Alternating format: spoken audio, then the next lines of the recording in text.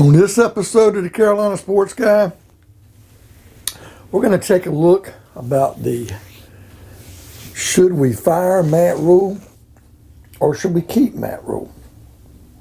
Before we get into today's video, make sure you subscribe. Doesn't cost anything.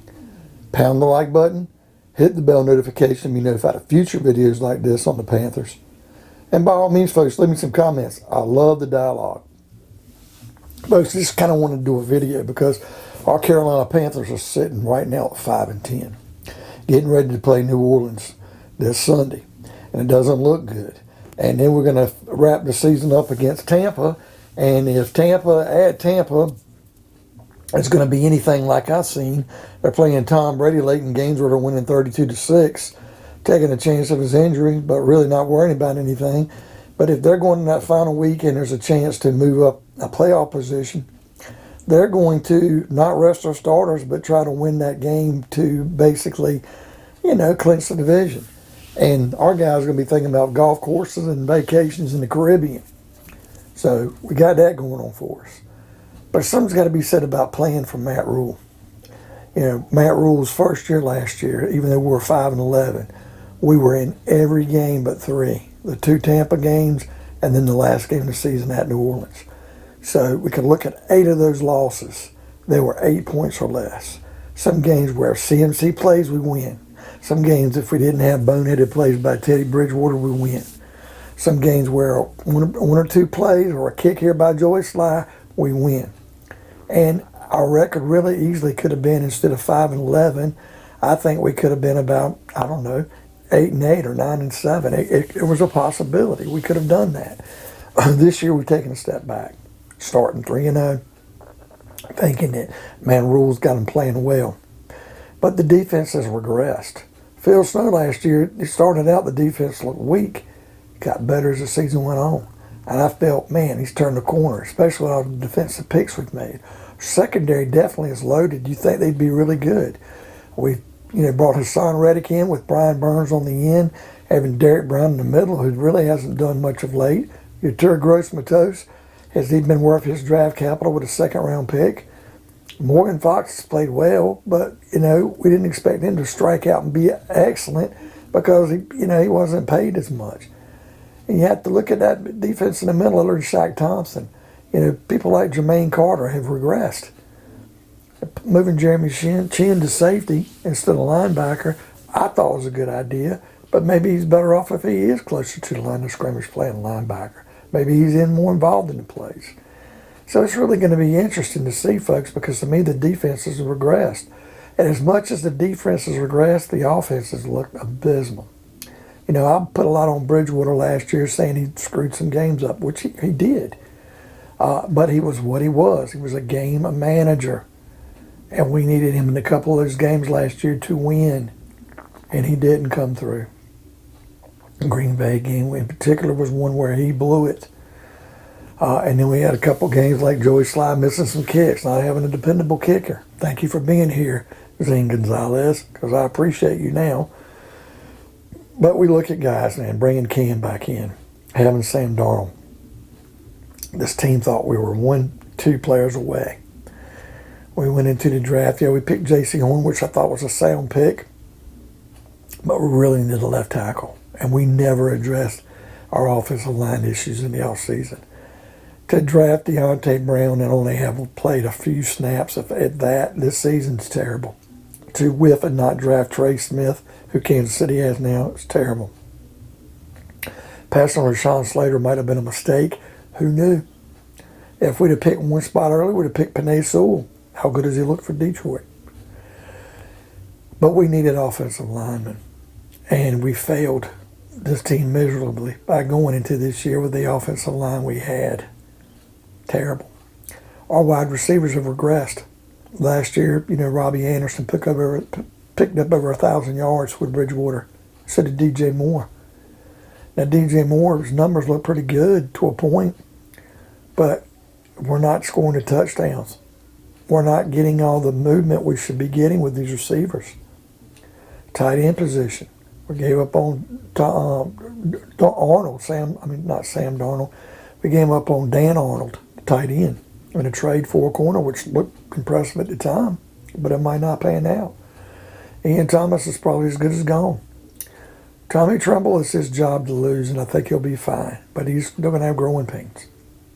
We probably really need another tight end to come in as well.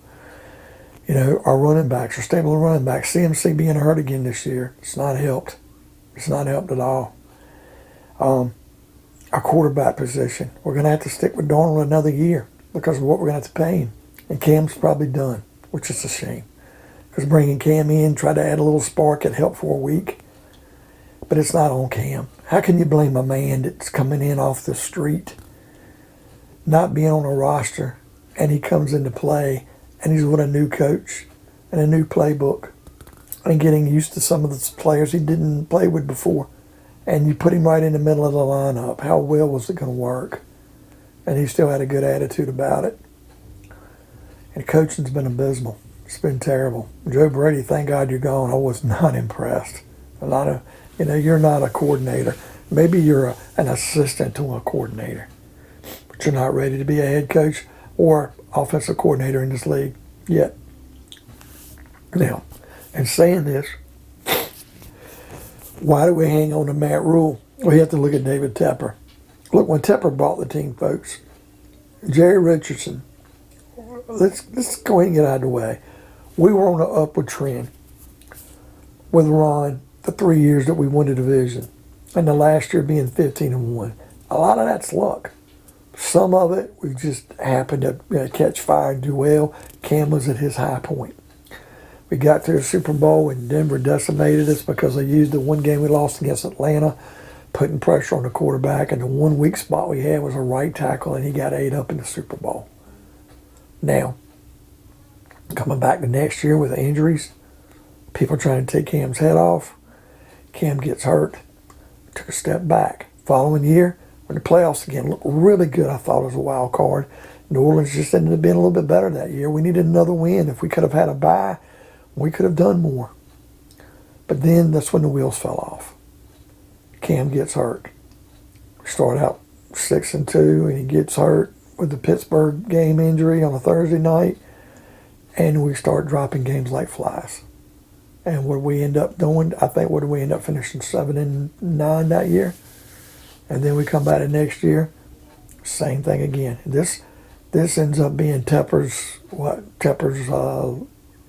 last year, first year. It could have been Tepper's second year. But what happens? We drop a couple games early on. Cam's hurt. Get rid of Cam at the end of the season. Things just were going down here. Ron Rivera was fired. He couldn't keep the train running. And you're thinking, okay, Richardson's given up on this team. Well, he's thinking giving up on the team. He's had to force to sell the team, and Tepper comes in. Tepper gets the team, and he holds on to Ron and Marty Herney for a while, thinking they've won, they've done okay. Now, after the first year, because of injuries, it was notable, and they had started out well. I think Tepper said, we'll stick with the guys. The next year, started losing again. Cam was hurt. We saw through Ron Rivera's facade, knowing that Ron Rivera could not do this head coaching gig without a great quarterback when he leaned on Cam so much. Now that Cam's hurt and injured, not the same player, he couldn't do it with Kyle Allen or Taylor Heineke. Couldn't do it. So he gets rid of Ron. But he made a mistake of holding on to Marty Herney. And there's something Marty Herney had. He evidently liked what Herney was doing in the office and keeping players around, and he tried to keep him there thinking it was just on Ron. But what happens next year? He gets rid of Ron under last year when he was with Matt Rhule. And maybe he should have got rid of Herney the same time he got rid of Ron Rivera. But then we wouldn't have the whole deal about Herney going down to Matt Rhule's house eating a whole bunch of meatballs.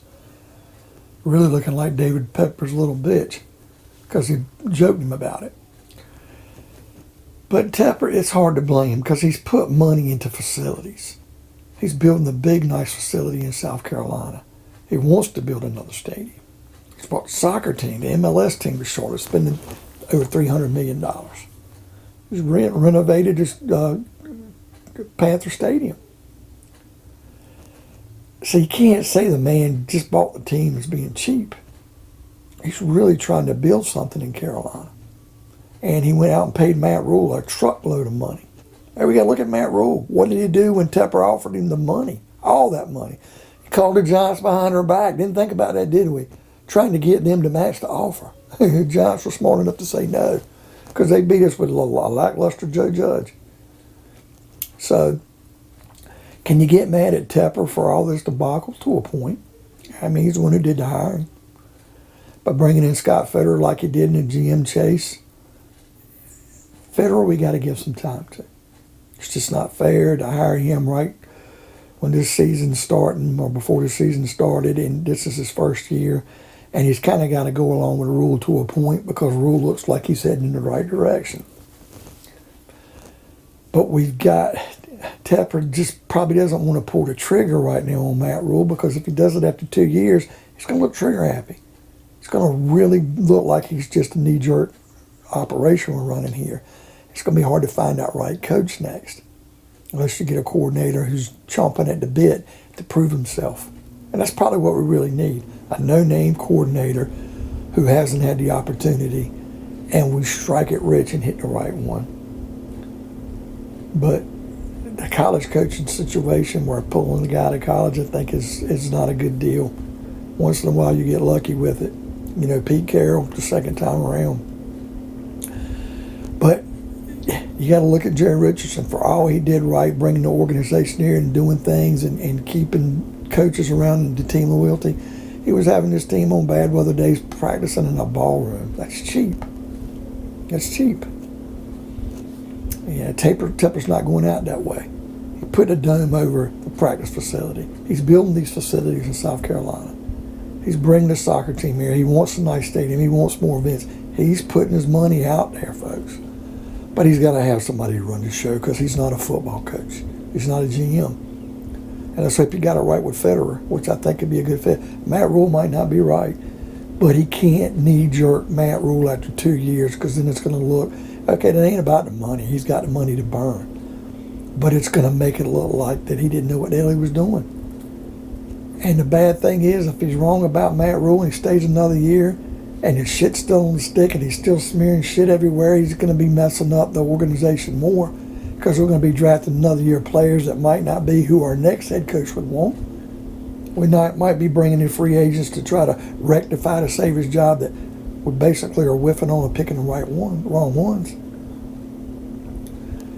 We have to keep Matt Rhule on for one more year because David Tepper cannot look like, you know, he was smart enough not to get rid of Rivera and Honey when he first got here.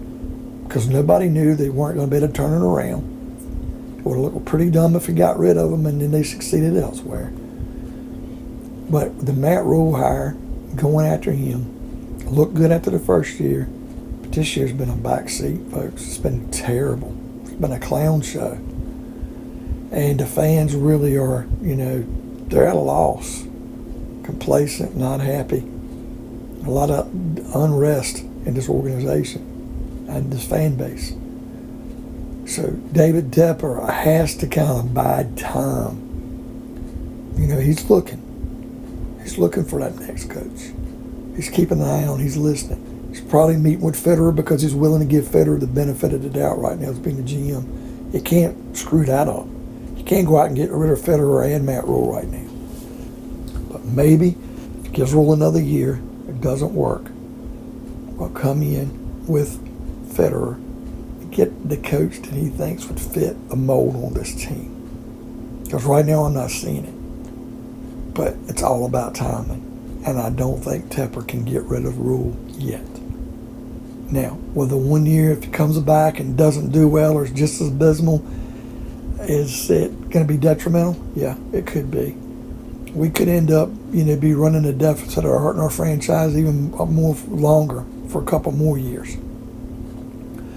But if he goes out and gives him another shot one more year, and he can start to see it turning around like he's done at Baylor, like he's done at Temple, and it starts showing signs of getting better, then maybe, just maybe, we're okay.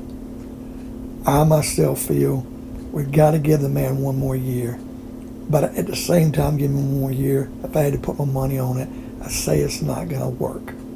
And we're going to be back here looking at Eric Bieniemy or looking, at another coordinator or a former head coach to bring in to lead the charge.